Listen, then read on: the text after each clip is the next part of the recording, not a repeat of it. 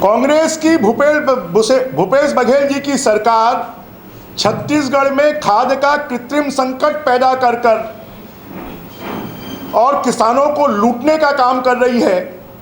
किसानों को black market से खाद खरीदने के लिए मजबूर कर रही है। आज भी सरकार के पास में 2,27,000 टन यूरिया इनके गोडाउनों में पड़ा है। DAP 46,432 टन पड़ा हुआ है। NPK 34,325 मीट्रिक टन पड़ा हुआ है। MOP 19,856 मीट्रिक टन पड़ा हुआ है। SSP 87,340 मीट्रिक टन पड़ा हुआ है। कुल खाद 4,15,386 मीट्रिक टन खाद इनके पास में बचत है, जबकि वितरण हुआ है 4,22,339 मीट्रिक टन। खाली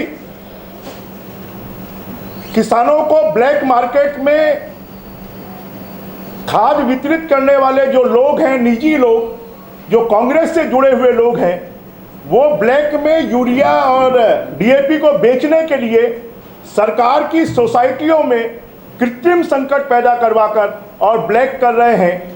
वहीं राजधानी रायपुर में कांग्रेस ने आज ED के खिलाफ मोर्चा खोला हुआ है। हम आपको बता दें कि जो सांसद राहुल गांधी है उनसे ED की पूछताछ की जा रही है।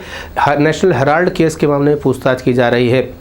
हम आपको बता दें कि सोनिया गांधी और राहुल गांधी दोनों जमानत पर छूटे हुए नेशनल हेराल्ड केस पे और इस पर पूछताछ लगातार होती आ रही है। इसको लेकर के प्रदर्शन राजधानी रायपुर में किया गया है और महापौर एजाज ढेबर से प्रदर्शन की वजह पूछी तो उन्होंने बताया कि उनके राष्ट्रीय नेता को परेशान करने की कोशिश की जा रही है। आदरणीय राहुल गांधी जी को जिस तरीके से ED का दुरुपयोग करके उनसे पूछताछ की जा रही है, जिस तरीके से इनकम टैक्स का दुरुपयोग किया जा रहा है इस देश में, लगता नहीं कि इस देश में लोकतंत्र है। इस देश में ऐसा लगता है कि राजतंत्र चल रहा है। जिस तरीके से राजा का हुक्म होता है उस तरीके से लोग वहाँ पर काम कर रहे हैं।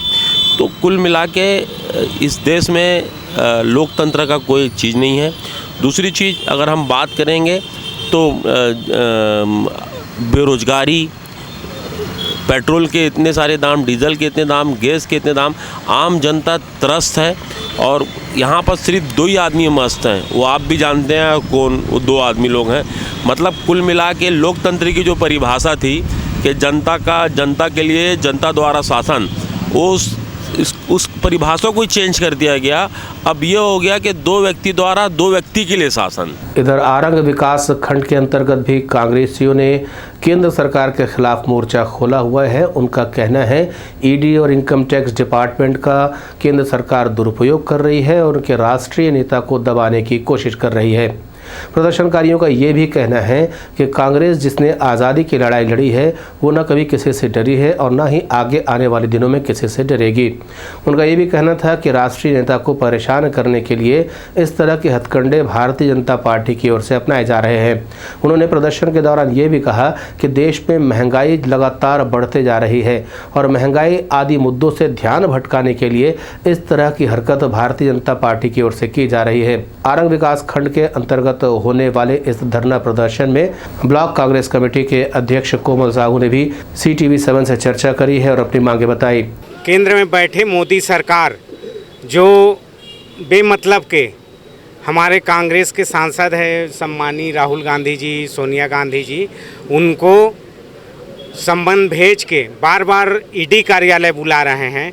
तो इसी संदर्भ में हम लोग आज राष्ट्रपति के नाम से ज्ञापन देंगे और कांग्रेस पार्टी ऐसा है कि ये 2 बार 3 बार हो गया, क्या 30 बार भी बुलाएंगे ना तो कांग्रेस पार्टी पीछे हटने वाला नहीं है। वहीं खिलेश्वर देवांगन ने भी CTV7 से चर्चा करते हुए प्रदर्शन का मसौदा बताया कि 2015 में जो वही ED क्लीन शीट दे दिए थे और नेशनल हेराल्ड पत्रिका के नाम से, जहां कहीं भी पुष्टि नहीं होती, जिसको लेकर लगातार जिस तरह से राहुल गांधी जी आक्रामक रूप से महंगाई के मुद्दा को लेकर, बेरोजगारी के मुद्दा को लेकर जो आक्रोशित रूप से विपक्ष की प्रथम भूमिका निभा रही है, उसको कुचलने का काम कर रहा है ईडी के माध्यम, सीबीआई के माध्यम से। लगातार संवाद भेज के कंटिन्यू उससे बुलाए जा रहे हैं, प्रताड़ित की जा रही है, जिसके विरोध में लगातार पूरे देश में जम्मू कश्मीर से लेकर कन्याकुमारी तक पूरा कांग्रेस पार्टी उनके साथ में है।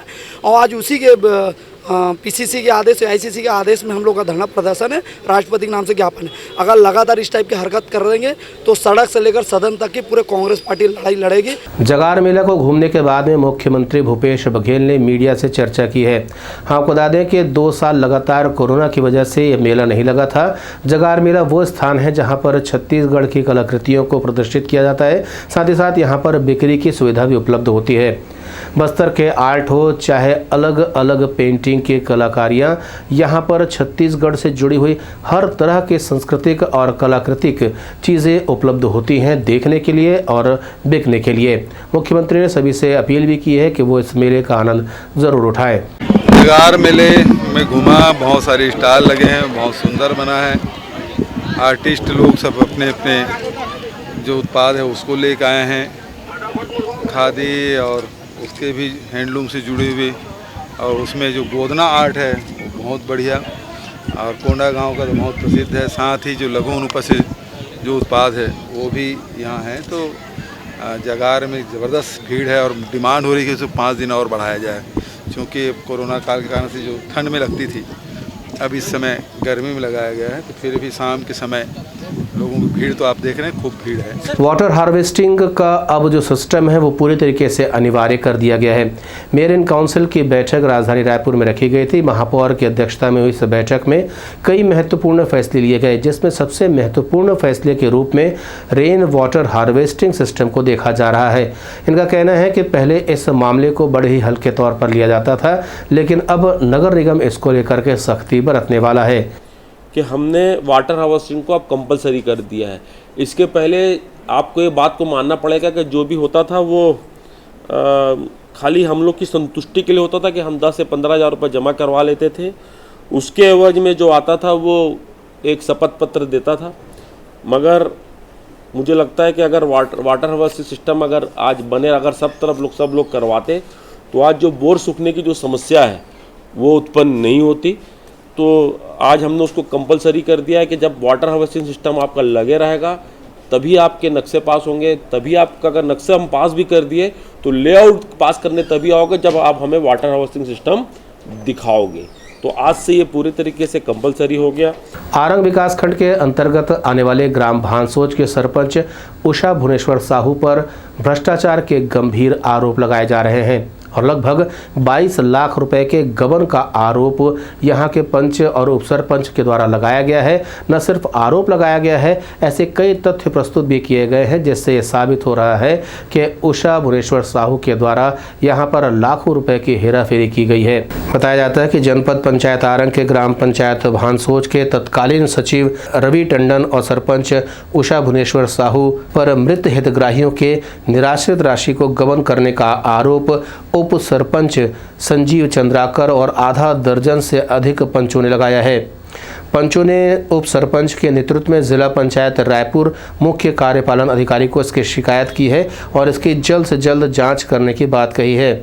1.5 लाख रुपये पंचायत फंड में जो 1.5 लाख रुपये निराश्रित पेंशन खाते में था, यह सरपंच और सचिव दोनों ने मिलकर बिना किसी प्रस्ताव का नगद आहरण किए हैं, जो कि नियमता पूरी तरह से गलत है। इस राशि को, ये मृत निराश्रितों का पैसा रहता है, जो मृत हुए रहते हैं उन लोगों का जो पैसा है वो आते रहते हैं पंचायत खाते। तो इस पैसे को बाद में जब जनपद या जिला से जब भी आदेश आते हैं तो इनको जमा करना पड़ता है। इन्होंने जमा ना करके अपना स्वयं के खर्च के लिए इनको आहरण कर लिया गया है, नगद आहरण, जो कि नियमता गलत है। और सीओ साहब भी चर्चा किए तो इस बारे में उन्होंने बोला कि ये काफ़ी गलत काम हुआ है और इसके जांच कर हम कार्रवाई करेंगे करके आश्वासन दिया और लिखित शिकायत भी की। हम आपको बता दें कि शासन द्वारा निराश्रितों के पेंशन की राशि हर महीने ग्राम पंचायत के माध्यम से निराश्रितों को दी जाती है। वहीं कुछ निराश्रितों की मौत हो जाने पर उनके पेंशन की राशि पंचायत के खाते में जमा होती है। ये लगभग 1.5 लाख रुपए हैं, जिसे सचिव और सरपंच उषा साहू के द्वारा आहरित कर लिया गया है। CTV7 ने इस संबंध में सरपंच उषा भुवनेश्वर साहू से चर्चा करनी चाहिए तो उन्होंने कहा कि पैसा निकाल लिया गया था उनके द्वारा नगद रूप में और उसे दूसरे मद में खर्च कर दिया गया है, लेकिन अब इनका कहना है कि बहुत जल्द इस पैसे को वापस जमा कर देंगी। मेरा पैसा का निर्माण खाता 4 महीने से पंचायत में था, तो पेमेंट करना है तो कैसा करेंगे फिर? कैसे किया? नहीं, उसमें का पैसा आ गया है, अब मैं उसमें डालूंगी। अच्छा, तो वहाँ से पैसा आपने निकाल लिया? हाँ, लेकिन उसमें ये हुआ था कि इसमें का पैसा आएगा तुरंत डाल देंगे। मृत व्यक्तियों के नाम से अगर कोई भ्रष्टाचार करता है, आपकी बात नहीं कर रहा हूँ मैं, क्या लगता है कितना इसमें सबसे नीचे स्तर का काम नहीं लगता आपको कि मरे हुए आदमी का पैसा खा गए? मैं अगर वो पैसा खा लूंगी ना तब बोलना, मैं तो खुद बोल रही हूँ भाई इसमें का पैसा इसमें मेंटेनेंस करूंगी, मेरा अच्छा है पैसा। मतलब आप स्वीकार करते हो कि आपके द्वारा पैसा निकाला गया? आप ज़रा सोच के देखिए कि मृत व्यक्तियों के नाम पर किया जा रहा यह भ्रष्टाचार अब किस स्तर पर आ चुका है कि सरपंच पहले उन लोगों की सूची तैयार करती है कि कौन कौन से लोग गांव में निराश्रित हैं और वो मर चुके हैं, बाद में उनके पैसे निकाल लेती है और जब ये बात खुलकर सामने आती है तो सफाई ये देती है कि वो जनता के सामने जाके बता देंगी कि ये पैसा वो दूसरे के खाते में या दूसरे काम के खाते में लगा दिया है और लोगों की मजदूरी का भुगतान कर रही हैं। और जब यह बात उठेगी कि उस पैसे में जब शासन की ओर से बजट आ गया है तब उस पैसे का क्या होगा, ये सरपंच ने नहीं बताया, क्योंकि जिन लोगों की मौत हो चुकी है वो तो सरपंच से सवाल खड़ा नहीं कर सकते कि उनके पैसों का क्या हुआ। वहीं यहाँ के उप सरपंच ने जानकारी दी कि स्वच्छ भारत मिशन के अंतर्गत लगभग 2,30,000 रुपए सरपंच और सचिव रवि टंडन के द्वारा नगद निकाले गए हैं। तो SBM का है शौचालय का पैसा जो कि 2,30,000 रुपये नगद आहरण किए गए उन शौचालय का भी, जो कि हितग्राहियों के खाते में जाना चाहिए। ये इस पैसे को कभी भी कोई भी पंचायत नगद नहीं निकाल सकते, सीधे सीधे हितग्राहियों के खाते में डालते हैं।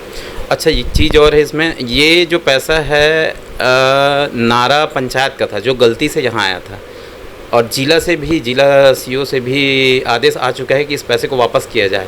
इसको वापस न करके सरपंच और सचिव दोनों मिलके वो भी बिना प्रस्ताव का पैसे को नगद आहरण कर लिए हैं।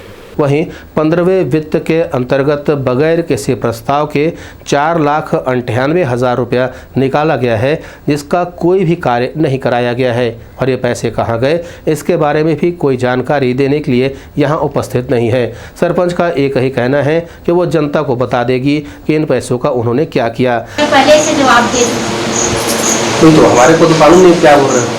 नहीं, पहले से जवाब दे किसको दिए आप जवाब? एक चीज आए मीडिया वाले, न्यूज वाला आए। हमको बता दीजिए, आप ईमानदार अगर इतने हैं तो आप अपनी ईमानदारी के बारे में जानकारी हमको भी दे दीजिए। मैं जवाब ठीक है जनता के सामने, मैं जवाब ठीक है जनता के सामने। लेकिन भ्रष्टाचार की ये कहानी को जनता कहाँ तक समझ पाएगी? ये बात उस वक्त खुलकर सामने आई जब रवि टंडन ने अपने चार्ज की कॉपी दूसरे को दी, यानी जब उन्हें यहाँ से हटाया गया तो उन्होंने जब अगले सचिव को चार्ज दिया तो उसमें उन्होंने लिख दिया कि सरपंच के पास 1.5 लाख रुपए नगद रखा हुआ है। इसके बाद उप सरपंच और पंचों ने इस पूरे मामले की पतासाजी की तो पता चला कि निराश्रित पेंशन ही नहीं, स्वच्छ भारत मिशन के अंतर्गत 2,30,000, 15वें वित्त के अंतर्गत 4,98,000 और मूलभूत के अंतर्गत बगैर प्रस्ताव के 11,56,000 और इसके अलावा 14वें वित्त आयोग से बिजली बिल पटाने के नाम पर 2,50,000 रुपए निकाले जा चुके हैं। 14वें वित्त से बिजली बिल पटाने के नाम पे 2,73,000 रुपये राशि का आहरण किया गया है। अच्छा, जून 2020 में, और उस पैसे को आज तक इन सरपंच और सचिव के द्वारा पटाया नहीं गया, नगद निकाल के अपने पास रखे हुए हैं। और बिजली विभाग एक लेटर भी जारी कर चुके हैं कि जिस BP क्रमांक में बिजली बिल पटाया करके बोले उस BP क्रमांक पे आज के डेट तक सरपंच सचिव को नोटिस भी जारी हो चुका है, आज तक पटा नहीं करके, और 2 चेक इनका बाउंस हो चुका है, स्वयं का चेक, न कि पंचायत का, स्वयं का चेक। सरपंच ने अपना स्वयं चेक लगाया बिजली ऑफिस में, जो बाउंस हो चुका है। 11,56,500 रुपये का जो बिना किसी पंचायत प्रस्ताव का निकाला गया है। ये PHE विभाग से पैसा आया था पानी टंकियों के लिए, इसका भी किसी भी प्रकार का प्रस्ताव नहीं किया है, आहरण प्रस्ताव, और ठेकेदार को भुगतान कर दिया गया इनके द्वारा, सरपंच सचिव के द्वारा। जबकि निर्माण हुआ है, पर जो टंकियाँ हैं वो 500 लीटर की टंकी है, और जिसमें एक टंकियों पे ज़्यादा से ज़्यादा खर्च 25,000 रुपये है। 7 जगह लगा हुआ है, 7 जगह पे ज़्यादा से ज़्यादा 2 लाख का खर्च है, जिसको भुगतान ठेकेदार को 11,56,550 रुपये किया गया है, बिना पंचायत प्रस्ताव को। वो भी उसमें पंचायत प्रस्ताव कहीं भी नहीं है कि ठेकेदार को इस पैसे को देना है, कहीं भी नहीं है। इनका कहना है कि कुल मिलाकर देखा जाए तो यह लगभग 22 लाख रुपए का घपला है, जिसकी जांच अभी चल रही है। वहीं इसकी रिकवरी को लेकर के भी अब दबाव बनाया जा रहा है।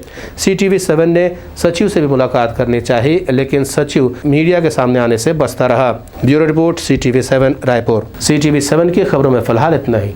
नए समाचारों के साथ आपसे फिर होगी मुलाकात। तब तक दें अनुमति। नमस्कार।